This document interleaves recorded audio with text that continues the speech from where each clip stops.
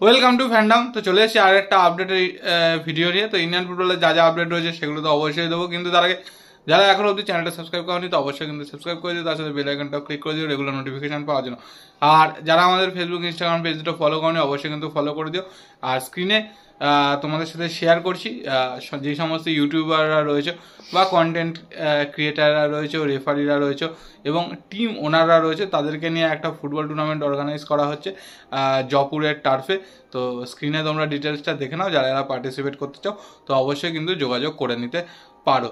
তো এবার আসি মেন আপডেটগুলোতে। তো তার মধ্যে প্রথমেই আসি এআইএফএফ এর কথায়। তো এআইএফএফ কিন্তু একটা প্রপোজাল জানিয়েছে এফএসডিএলকে বা আইএসএলকে, যেটা হচ্ছে তারা কিন্তু আগামী 10 বছরের জন্য এফএসডিএল এর সাথে কিন্তু আবার চুক্তি নবীকরণ করতে চাইছে। তো সেখানে কিছু দাবি দাওয়া রাখা হয়েছে, যেরকম হচ্ছে আইএসএল চ্যাম্পিয়ন সে এসিএল এর স্লট পাবে এবং আই লিগ চ্যাম্পিয়ন সে কিন্তু এসিএল 2 এর স্লট পাবে, এরকম একটা দাবি জানানো হয়েছে। এবং তার সাথে রেলিগেশন প্রমোশন, যেটা মেন, যেটা নিয়ে সমস্যা আইএসএল বা আই লিগের ক্ষেত্রে, যে আইএসএল এ রেলিগেশন কবে থেকে চালু হবে, তো সেইটা নিয়ে কিন্তু সেইখানে কোনো রকম কোনো কিছু ক্লজ বা কোনো পয়েন্ট কিন্তু রাখা হয়নি যতদূর যা জানা যাচ্ছে। কিন্তু তারা আগামী 2035 অবধি কিন্তু আবার চুক্তি নবীকরণের জন্য রাজি রয়েছে। এবং আইএসএল ছাড়া বাকি যেই সমস্ত স্পোর্টস রিলেটেড বা যেই সমস্ত টুর্নামেন্ট রয়েছে সেগুলোর রাইটস কিন্তু এআইএফএফ নিজেদের হাতে রাখবে এবং তারা কিন্তু সেই সমস্ত টুর্নামেন্টগুলো পরিচালনা করবে। এবার এটাই দেখার যে এই দাবিটা এফএসডিএল মানে কিনা। এবং আরেকটা যেটা বিষয় সেটা হচ্ছে রেভিনিউ নিয়ে। তো সেটা নিয়েও কিন্তু তারা এআইএফএফ জানিয়েছে যে তারা যেই রেভিনিউটা পেত সেটার কিছু পার্সেন্টেজ বলেছিল এফএসডিএল থেকে দেওয়া হবে। তো সেটাকেও কিন্তু নেগোসিয়েশন করা হয়েছে সেই পয়েন্টগুলোর মধ্যে। তো এগুলো নিয়েই কিন্তু আলাপ আলোচনা করার জায়গা। তো দেখা যাক আলটিমেট কি হয় এফএসডিএল এবং এআইএফএফ এর সমঝোতা নিয়ে। এবং যতক্ষণ না এটা হচ্ছে ততক্ষণ কিন্তু আইএসএল শুরু হবে না। যেটা আগের দিনের ভিডিওতেও বলেছি, আইএসএল হয়তো সেপ্টেম্বরে শুরু হওয়ার কথা ছিল, হয়তো সেটা হবে না, সেটা হয়তো অক্টোবরের লাস্টে বা নভেম্বরের ফার্স্টের দিকে হলেও হতে পারে। আর একটা যেটা সেটা হচ্ছে সুপ্রিম কোর্টের একটা কেস চলছে, তো সেটা নিয়েও একটা সমস্যা রয়েছে। তো সেইটার রায়ও যতক্ষণ না বেরোচ্ছে ততক্ষণও কিন্তু অনেকটাই ধোঁয়াশার মধ্যে থাকতে হবে। তো এটা তো ছিল ইন্ডিয়ান ফুটবলের আপডেট। তো এবার চলে আসি কলকাতা ফুটবলের কথায়। তো কলকাতা ফুটবলের যেটা বলি, আমি যেই মুহূর্তে ভিডিওটা বানাচ্ছি তো তখনও অবধি কিন্তু ডার্বি কোথায় হবে সেটা নিয়ে কিন্তু ফাইনালাইজড কিছু হয়নি। কারণ কল্যাণীতে করতে চাইছে কল্যাণীতে করতে চাইছে আইএফএ এবং কল্যাণী মিউনিসিপ্যালিটির যৌথ উদ্যোগে। কিন্তু যেটা সমস্যা সেটা হচ্ছে ডার্বিতে অবশ্যই একটা ক্রাউডের পরিমাণ থাকে, একটা হিউজ ক্রাউড আসে। তো সেইটা কতটা কল্যাণী পুলিশ সামলাতে পারবে সেটাই কিন্তু সমস্যা। কারণ যখন আমি ভিডিওটা বানাচ্ছি তখন অবধি কিন্তু কল্যাণী পুলিশের তরফ থেকে কিন্তু পারমিশন পায়নি আইএফএ ডার্বি করার জন্য। তো যদি যখন হয়তো ভিডিওটা ছাড়বো হয়তো তখন পারমিশন পেয়েও যেতে পারে। তো সেই জন্য বলে রাখছি যে এখনো অবধি কিন্তু পাইনি, বাট পেলে কিন্তু অবশ্যই কল্যাণীতে ডার্বি হবে এবং অনলাইনেই টিকিট ছাড়া হবে। এবং যেটা অভিনবত্বর একটা বিষয় যেটা জানানো হয়েছে সেটা হচ্ছে কাউকে কিন্তু ফিজিক্যাল টিকিট কালেক্ট করতে হবে না। প্রথমবার ডার্বিতে প্রত্যেকটা গেটে স্ক্যানারের ব্যবস্থা থাকবে এবং তারা কিউআর কোড স্ক্যান করিয়েই কিন্তু ঢুকতে পারবে। এবং তার সাথে ফ্যান জোনও কিন্তু করা হবে, সাপোর্টারদের জন্য 2 দলের আলাদা আলাদা করে, এরকম কিন্তু জানানো হয়েছে। তো যদি এগুলো হয় তাহলে অবশ্যই একটা অভিনবত্বর ব্যাপার তো রয়েছে, একটা নতুন দিশা দেখাবে আইএফএ। কিন্তু পারমিশন যতক্ষণ না পাচ্ছে বা পেয়ে গেলে তো অবশ্যই ভালো।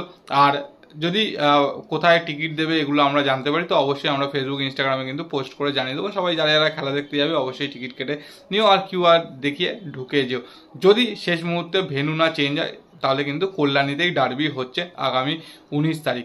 তো এরপরে আসি ইন্ডিয়া আন্ডার-20 ওমেন্স টিমের কথা, যেটা কিন্তু একটা ফ্রেন্ডলি ম্যাচ ছিল গতকালকে ইন্ডিয়া ভার্সেস উজবেকিস্তানের। আগের ম্যাচটা কিন্তু 1-1 ড্র হয়েছিল আর এই ম্যাচটা কিন্তু 4-1 গোলে ইন্ডিয়া আন্ডার-20 টিম কিন্তু জিতেছে। তো যথেষ্ট ভালো কিন্তু খেলেছে, কারণ উজবেকিস্তানের মতো যথেষ্ট শক্তিশালী দল বলাই যায়, মেয়েদেরই হোক বা ছেলেদেরই হোক। তো সেই দলকে কিন্তু 4-1 গোলে হারানোটা মুখের কথা নয় এবং সেখান থেকে কিন্তু যথেষ্ট ভালো একটা এক্সপোজারও কিন্তু পাবে এই আন্ডার-20 ওমেন্স টিমের প্লেয়াররা।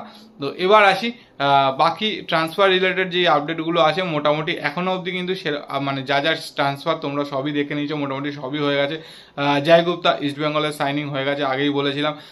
অভিষেক সিং ওটাও মোহনবাগানে হয়ে গেছে, তো সবই জানো।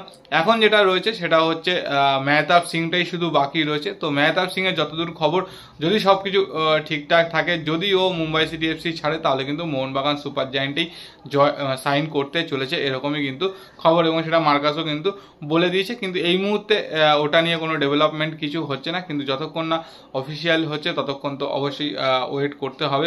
আরেকটা যেটা এই মুহূর্তে রিউমার রয়েছে সেটা হচ্ছে ইস্টবেঙ্গল, শোনা যাচ্ছে কেরালা ব্লাস্টার্সের ডিফেন্ডার হরমিপাম রুইভামকে নাকি অফার করেছে, তো ওকে নেওয়ার একটা চেষ্টা কিন্তু করছে। আর দেখতেই পাচ্ছ যে ইস্টবেঙ্গল কিন্তু যথেষ্ট মানে ট্রান্সফার মার্কেটে যথেষ্ট অ্যাক্টিভ, মানে দুটো টিম সবচেয়ে বেশি অ্যাক্টিভ, একটা হচ্ছে নর্থ ইস্ট আর একটা হচ্ছে ইস্টবেঙ্গল।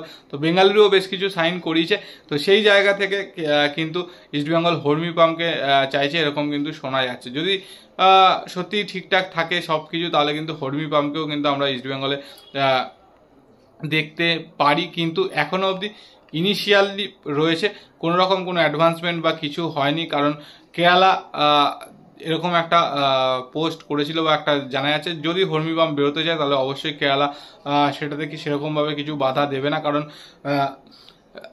হরমিপাম কিন্তু আগের লাস্ট সিজনেও চাইছিল কেরালা থেকে বেরিয়ে আসার জন্য, তো সেই জায়গা থেকে কিন্তু একটা রয়েছেই চান্স। কিন্তু বাকিটা অবশ্যই অফার কীরকম বা কীরকম কি ব্যাপার আছে, নেগোসিয়েশন কি হবে, সেগুলোর উপরে ডিপেন্ড করবে। তো যতক্ষণ না সেগুলো হচ্ছে ততক্ষণ তো অবশ্যই ডিল ফাইনালাইজড হচ্ছে না। তো যদি হয় তো অবশ্যই একটা ভালো সাইনিং কিন্তু হবে। আর আগেও যেটা বলেছি যে ইস্টবেঙ্গল তো অবশ্যই ডুরান্ড কাপ শুরু করছে 23 তারিখে তাদের ফার্স্ট ম্যাচ দিয়ে।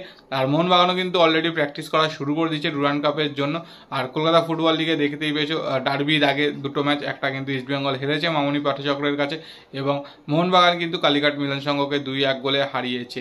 তো ডার্বি অবশ্যই হাড্ডাহাড্ডি একটা হবে, কিন্তু এখনও অবধি যখন ভিডিওটা বানিয়েছি মানে যখন তোমরা দেখছো, যে ফাইনালাইজড কোনো খবর ডার্বি নিয়ে এখনও অবধি নেই। তো অবশ্যই জানতে পারলে তো থাম্বনেলে আমি তো অবশ্যই দিয়ে দেবো, এবং আমাদের ইনস্টাগ্রাম এবং ফেসবুক পেজেও কিন্তু আমি পোস্ট করে দেবো। তো যা যা আপডেট ছিল মোটামুটি তোমাদের সাথে শেয়ার করে দিচ্ছি। তোমাদের যা বক্তব্য অবশ্যই কমেন্ট সেকশনে কমেন্ট করে জানিয়ে, আর ভিডিওটা ভালো লাগলে লাইক শেয়ার তো অবশ্যই করবে। আর ইনস্টাগ্রাম ফেসবুক পেজ দুটো ফলো করো, ওখানে কিন্তু আমি সব আপডেট মোটামুটি পোস্ট করতে থাকি, যত টুর্নামেন্ট আছে যা আছে ট্রায়াল আছে সেই আপডেটগুলো কিন্তু পোস্ট করি। তো এগুলোই মোটামুটি খবর ছিল। তো চলো আজকের মতো টাটা। ড্র করেছে।